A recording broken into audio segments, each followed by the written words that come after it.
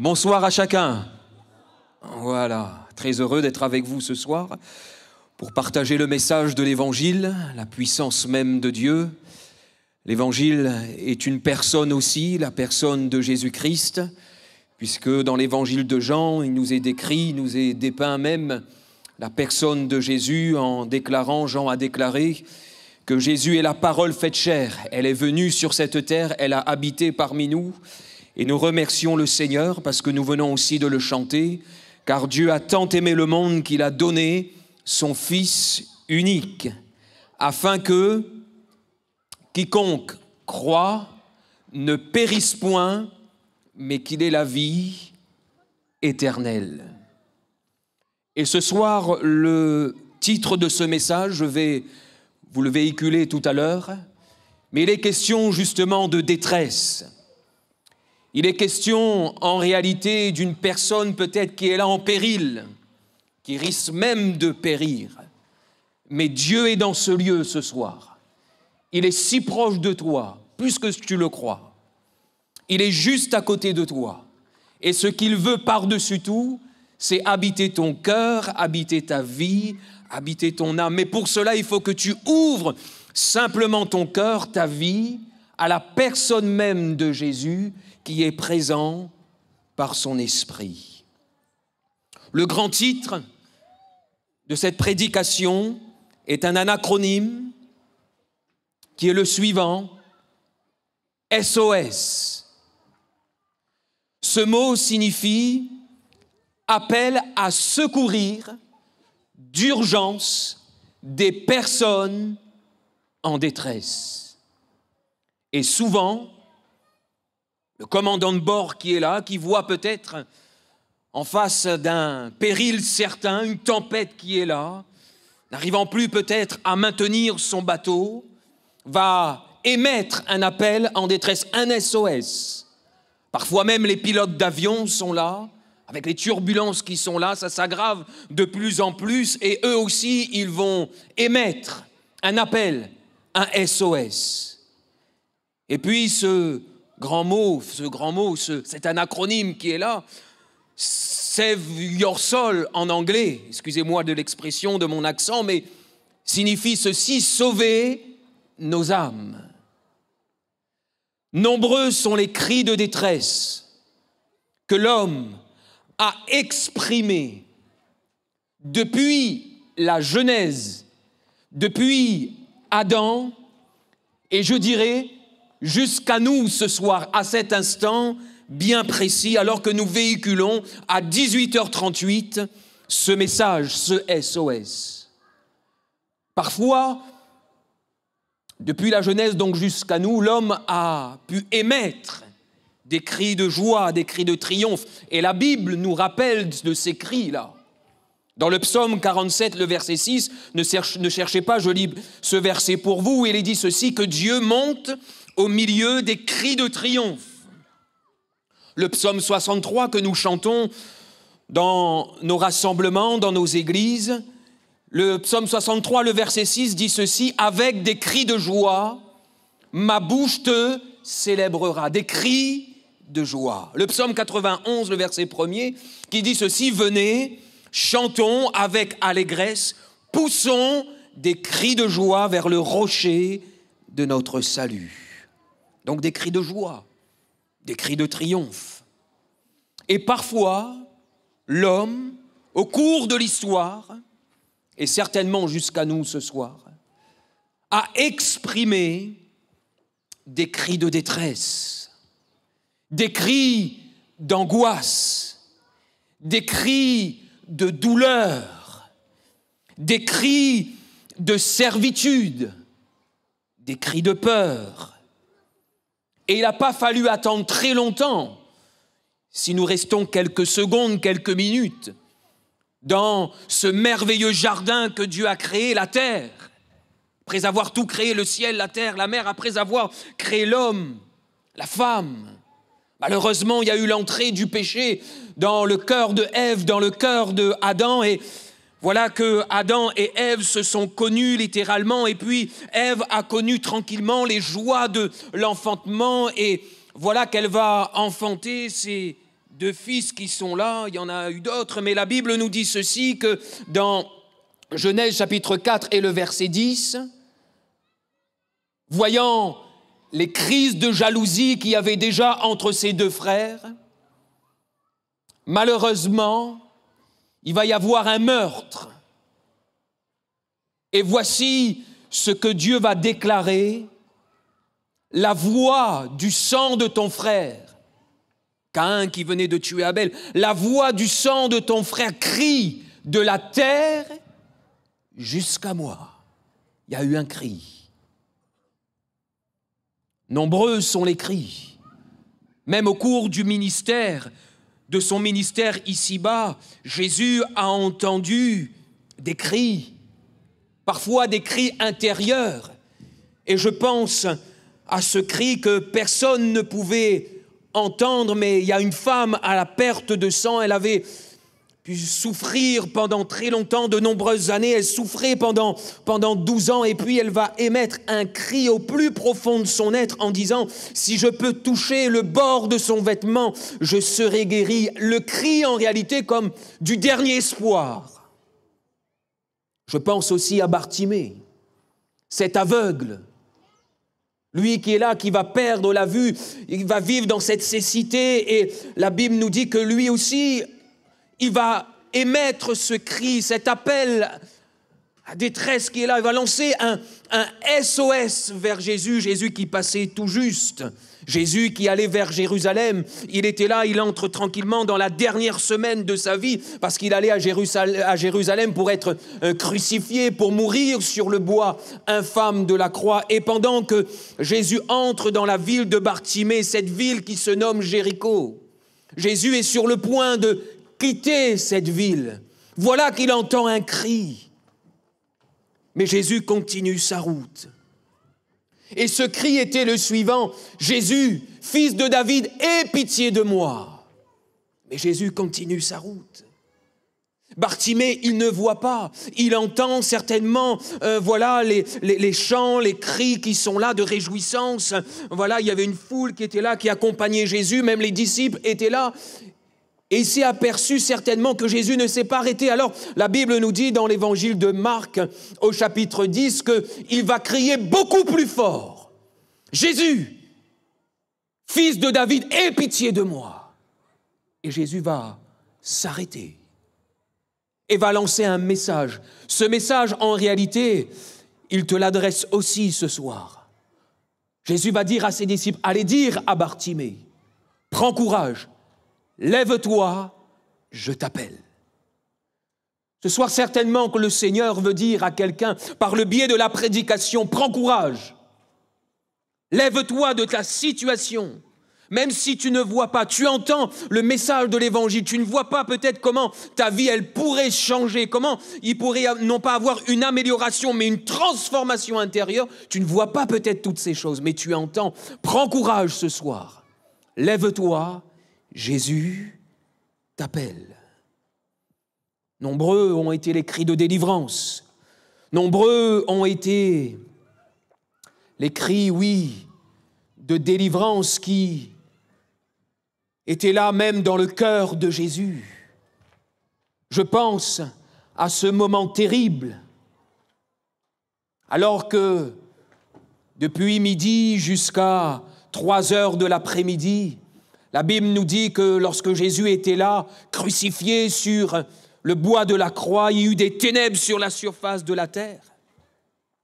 Et voilà que Jésus va émettre un cri, comme un SOS. Et quel était ce cri? Mon Père, pourquoi m'as-tu abandonné? Jésus qui se sent seul à la croix. Le Père qui l'a complètement abandonné. Pourquoi? Parce qu'il portait sur lui la somme de ton péché, de mes péchés, du péché même de l'humanité. Et voilà que le Père ne peut plus regarder son Fils, et il est là et il vit l'abandon. Et si ce soir il y a une personne, peut-être un jeune, peut-être un enfant, peut-être même un adolescent, peut-être même que tu as été un enfant, tu as grandi, tu as vécu dans cette société, dans ce monde. Aujourd'hui, tu es adulte, mais tu as vécu peut-être ce qu'est l'abandon. Et si Jésus a poussé ce cri, mon Père, pourquoi m'as-tu abandonné? C'est pour que jamais tu ne puisses ressentir ce qu'est l'abandon. Parce qu'il t'aime, parce qu'il veut œuvrer dans ton cœur, parce qu'il veut être un Père pour toi. Oh, Jésus nous dit ceci, nous dit les Saintes Écritures, il a poussé aussi un cri, le dernier cri, ce cri, oh, de salut, ce cri qui était là et qui va le placer même comme devant le Père en disant au Père, en réalité, j'ai tout accompli. Jésus, avant d'expirer, avant de rendre son dernier souffle, a déclaré ceci. Il a crié, tout est accompli. Ce soir, j'aimerais lire avec vous dans le psaume 34, s'il vous plaît, et le verset 6. Les habitués des Saintes Écritures peuvent le réciter par cœur, le psaume 34. Voici ce qu'il est dit. Le verset 7, quand un malheureux crie, l'Éternel entend, et il le sauve de quelque détresse. Quand un malheureux crie, l'Éternel entend, et voici ce que l'auteur de ce psaume dira, il le délivre de tous ces SOS. Qu'importe le cri ce soir qui est dans ton cœur, qu'importe l'appel à cette détresse, qu'importe ton SOS, Dieu veut te délivrer. Définition très simple ici de quelques mots importants dans ce verset. Le cri, littéralement en hébreu ici, signifie appeler, s'écrier pour de l'aide, en appeler à Dieu. Malheureux en hébreu, puisque l'Ancien Testament a été écrit en hébreu, signifie ceci, une personne qui souffre, une personne qui est faible, une personne qui est misérable, une personne qui est affligée, qui est pauvre. Petite parenthèse ici très simple. Depuis lundi soir, tu viens écouter le message de l'Évangile. Et tu as fait cette prière, cet appel à Dieu en réalité. Tu as crié vers Dieu et on dirait que jusqu'à ce soir, on dirait qu'il n'y a pas eu beaucoup de changements. Mais je te dirai de la part de Dieu, il t'attendait ce soir pour entendre ce message. Parce qu'il n'a pas fini d'œuvrer dans ton cœur et dans ta vie et il veut te dire ce soir qu'il a été attentif à ton cri.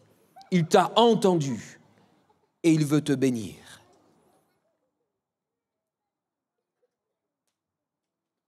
Avant de lire avec vous le texte sur lequel la prédication de ce soir sera basée, j'aimerais vous poser une question. Une question qui s'adresse en réalité à chacun d'entre nous, mais une question peut-être pour quelqu'un qui écoute le message de l'Évangile dans sa voiture. Une personne qui écoute l'Évangile ce soir et depuis lundi soir peut-être dans sa maison. Une question, peut-être deux. Est-ce que ça va en ce moment à la maison? Est-ce que ça va en ce moment à la maison? Quelle est l'atmosphère qui règne dans votre foyer, dans votre maison? Ce Dieu qui est présent par son esprit au milieu de nous est le Dieu de toutes les familles de la terre. Il en est en réalité le créateur. C'est lui qui a créé la famille. C'est lui qui a créé l'homme, la femme. C'est lui qui a créé le couple. C'est lui qui crée la vie dans le sein même d'une femme. C'est lui qui crée les enfants, qui donne la vie. C'est lui qui est le sage constructeur en ce qui concerne les maisons et les foyers. Et d'ailleurs, Jésus, un jour, alors qu'il parcourait encore une fois cette terre, lorsqu'il était dans l'exercice de son ministère terrestre, alors qu'il était toujours dans cette ville de Jéricho. Il y avait un homme du nom de Zachée, il était de petite taille, un petit peu plus petit que moi. Et puis lui, il va monter, excusez-moi, je vais le faire en créole, mais dans un pied de bois, pour voir Jésus qui passait. Et tout à l'heure, nous l'avons entendu, que Dieu nous connaît, que Jésus nous connaît par notre nom. Et voilà que Jésus passe tranquillement sous le pied de bois de cet homme. Jésus va dire justement à cet homme du nom de Zachée, « Zachée, descends de ton arbre, parce qu'il faut que je demeure aujourd'hui, où ça? Dans ta maison. » Et il va suivre tout le processus, je passe les détails, pour que Jésus, justement, vienne dans cette maison. Et après ce contact avec Jésus, cet échange avec Jésus, après avoir reçu Jésus dans ton cœur, Luc, dans son évangile, au chapitre 19, nous dit ceci, et Jésus va déclarer à Zachée, « Le salut est entré aujourd'hui dans ta maison. » Le salut de Dieu veut entrer aujourd'hui dans votre maison, dans votre vie, dans votre couple. Alléluia. Le titre, vous allez me dire, il y a beaucoup de titres ce soir. Mais voici le titre de cette prédication, du message de l'Évangile. Les cris déchirants d'un père. Les cris déchirants d'un père. J'aimerais que nous puissions lire, s'il vous plaît, 2 passages de l'Évangile. C'est le même miracle, mais nous allons lire premièrement dans Luc, chapitre 9, et tout à l'heure nous allons partir dans l'évangile de Marc, toujours au chapitre 9. Luc, chapitre 9, voici ce qu'il est dit. Le lendemain, lorsqu'ils furent descendus de la montagne, une grande foule vint au-devant de Jésus. Et voici, du milieu de la foule, un homme s'écria, « Maître, je t'en prie, porte les regards sur mon fils, car c'est mon unique. » Un esprit le saisit, et aussitôt il pousse des cris, et l'esprit l'agite avec violence, le fait écumer, et a de la peine à se retirer de lui, après l'avoir tout brisé. J'ai prié tes disciples de le chasser, et ils n'ont pas pu. Race incrédule et perverse, répondit Jésus. Jusqu'à quand serai-je avec vous? Jusqu'à quand vous supporterai-je? Amène ici ton fils. Comme il approchait, le démon le jeta par terre et l'agita avec violence. Mais Jésus menaça l'esprit impur, guérit l'enfant et le rendit à son père. Et tous furent frappés de la grandeur de Dieu, tandis que chacun était dans l'admiration de tout ce que Jésus faisait. Et il dit à ses disciples, « Pour vous, écoutez bien ceci, le Fils de l'homme doit être livré entre les mains des hommes. » Et nous arrêtons là notre lecture. On part dans l'évangile de Marc maintenant, toujours avec ce même récit, ce même miracle, mais nous allons lire à partir du verset 20. Et il est dit, à partir du verset 20, « Et aussitôt, lorsque cet enfant, l'enfant de ce père, vit Jésus, l'esprit l'agita avec violence, il tomba et se roulait par terre en écumant. Jésus demanda au père, « Combien y a-t-il de temps que cela lui arrive ?» « Depuis son enfance, répondit-il. Et souvent l'esprit l'a jeté dans le feu et dans l'eau pour le faire périr. Mais si tu peux quelque chose, viens à notre secours et compassion de nous. » Jésus lui dit, « Si tu peux, tout est possible à celui qui croit. » Aussitôt, le père de l'enfant s'écria, « Je crois, viens au secours de mon incrédulité. » Amen. Amen. Tout se passe dans une maison.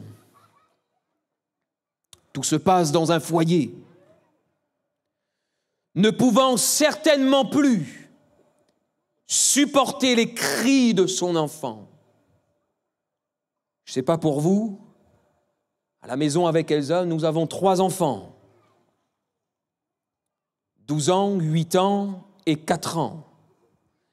Et laissez-moi vous dire que les cris entre les enfants sont fréquents.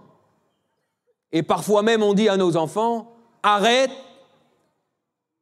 pour que c'est n'ani pas d'un moins, arrête de crier. Parce que ça fatigue. Pour rien du tout, il crie, pour rien du tout, il braille. Les cris. Oui, ne pouvant certainement plus supporter les cris de son enfant, mais aussi, et surtout, ce qui poussait son enfant à crier, parce qu'il y avait quelque chose qui poussait son enfant à crier. L'enfant ne criait pas parce qu'il n'avait pas reçu un loriot, un bonbon ou un jouet, non. Il y avait autre chose derrière qui poussait cet enfant à crier. Un papa malheureux, souvenez-vous de ce texte que nous avons lu tout à l'heure. Quand un malheureux crie, l'Éternel entend et l'Éternel le délivre de toutes ses détresses. Un papa malheureux va chercher Jésus afin que ce dernier vienne non seulement voir sa situation, mais les sorte en réalité de leur détresse. Ce papa, je le vois bien en train de fermer la porte de la maison.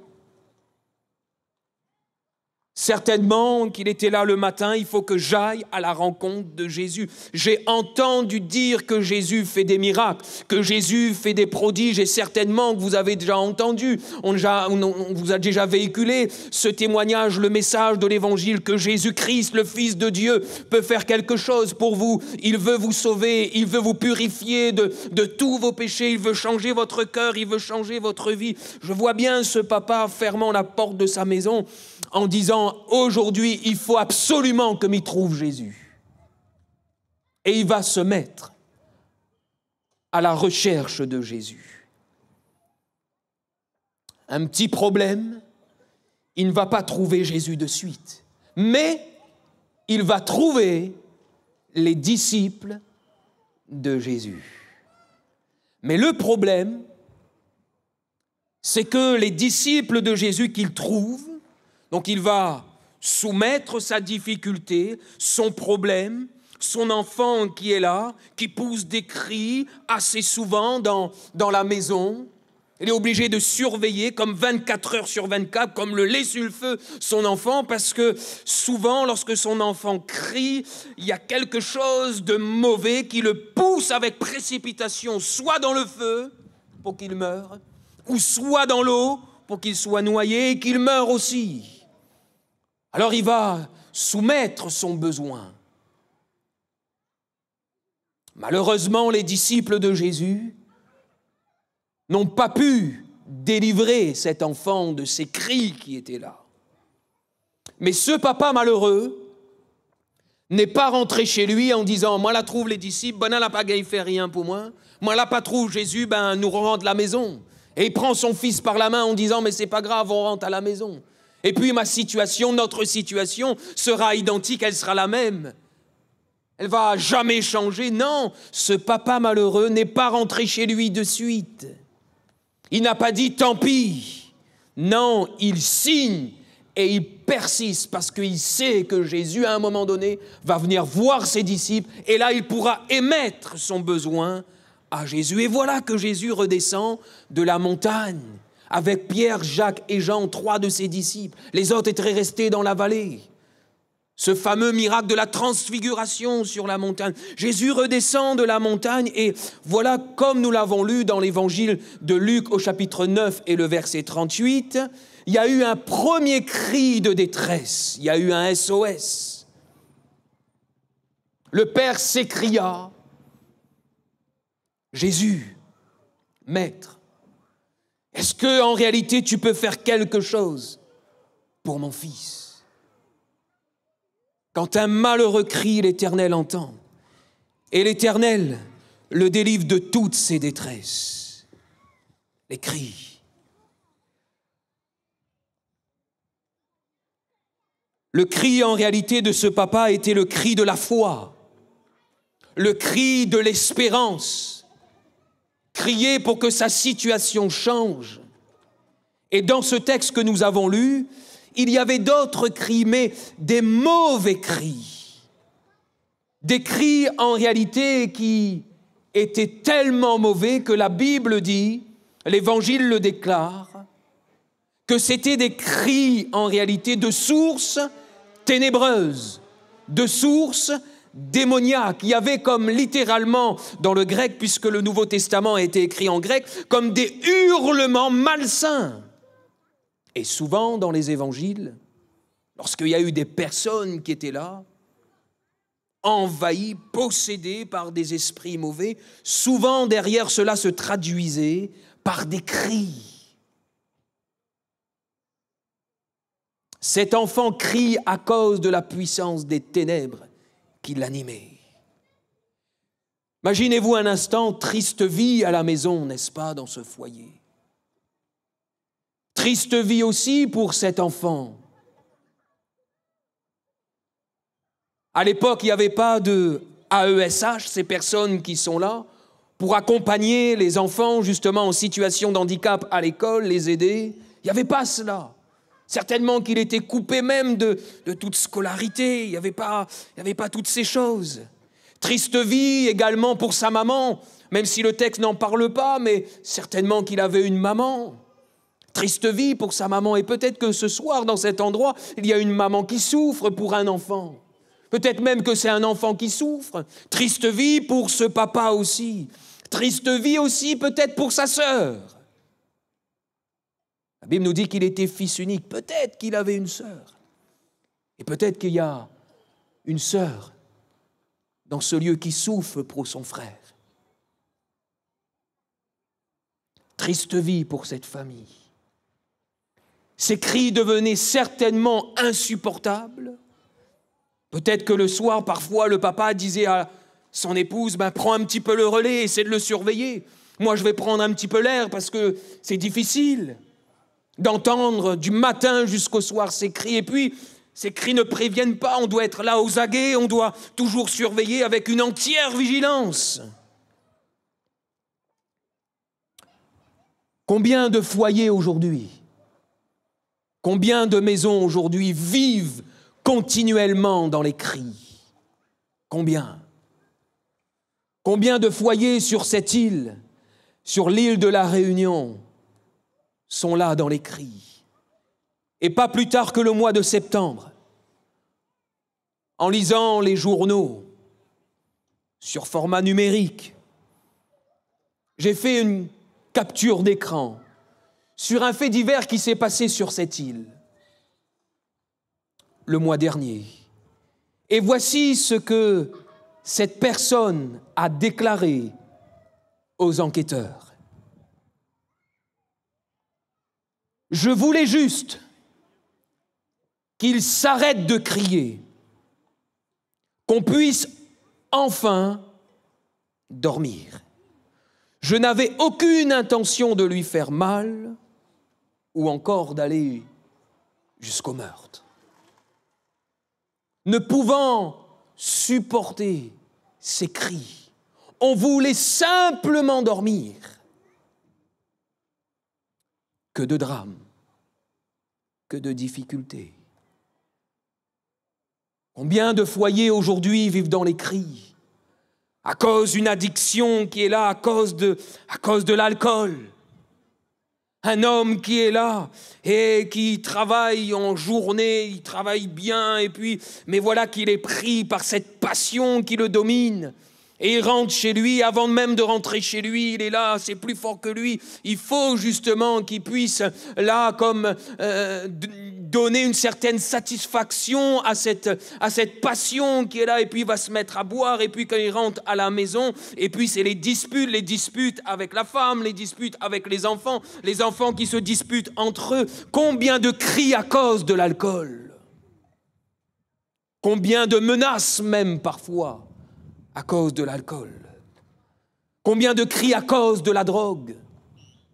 Encore une addiction, encore une passion qui est là et qui pousse, que ce soit les jeunes, que ce soit les adolescents, que ce soit les papas, les mamans, encore dans les cris.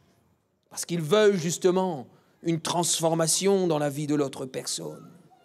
Nombreux sont les cris dans les maisons à cause d'une situation financière catastrophique, à cause d'un manque de respect dans le couple, à cause justement un manque peut-être même de pardon. Parfois même, des cris dans les maisons de vengeance. Tu m'as fait ceci, et puis un jour je te ferai cela. Des cris à cause d'un manque de réconciliation. Un cri à cause d'un mauvais caractère, et puis ça braille dans le foyer du matin jusqu'au soir. Les cris. Et peut-être que plusieurs sont comme ce papa qui veulent prendre un petit peu l'air. Peut-être même que vous rentrez à la maison avec la boule au ventre parce que ça va être encore les cris, ça va être encore une situation de souffrance. Combien de foyers vivent même dans les cris parce que les enfants ne s'entendent pas entre eux, ou que les enfants sont là dans des cris envers leurs parents, des adolescents, et puis les parents aussi avec les enfants, et puis il y a des cris énormes qui sont là et personne ne vit dans la paix. Mais ce soir, j'aimerais vous dire que Jésus-Christ, le Fils de Dieu, il est dans ce lieu par son esprit. Et il veut par-dessus tout, puisqu'il a reçu ce titre de toute éternité, il est le prince de la paix. Et il veut ce soir que le salut entre dans ta maison premièrement. Il veut que lorsque tu vas quitter ce lieu, qu'il y ait comme une autre atmosphère à la maison, une autre vie à la maison.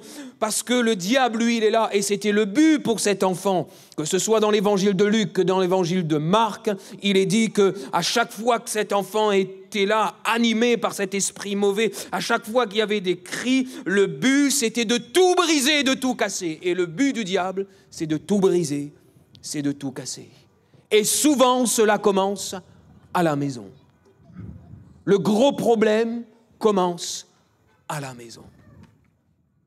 Aujourd'hui, si notre société va si mal, c'est parce que souvent, cela commence à la maison. Ne voudrais-tu pas que ça aille mieux ce soir dans ton cœur, dans ta vie, mais aussi dans ton foyer? Alors pour cela, fais comme ce papa. Même si tu n'as plus beaucoup de force, même si tu n'as plus beaucoup d'espérance, alors que tu entends le message de l'Évangile, essaie de mettre tes dernières forces pour pousser comme ce dernier cri en disant à Jésus, est-ce que tu peux faire encore quelque chose pour nous? Est-ce que tu peux encore sauver notre couple? Est-ce que tu peux encore sauver notre enfant? Est-ce que tu peux encore guérir notre enfant? Est-ce que tu peux encore sauver notre foyer? Est-ce que tu peux donner encore un sens à notre vie, un sens à notre maison? Ne voudrais-tu pas ce soir émettre ce cri, ce SOS vers Dieu? Viens à notre secours. Et Jésus viendra à votre secours, puisqu'il reste attentif à nos cris. Peut-être c'est le cri du pardon.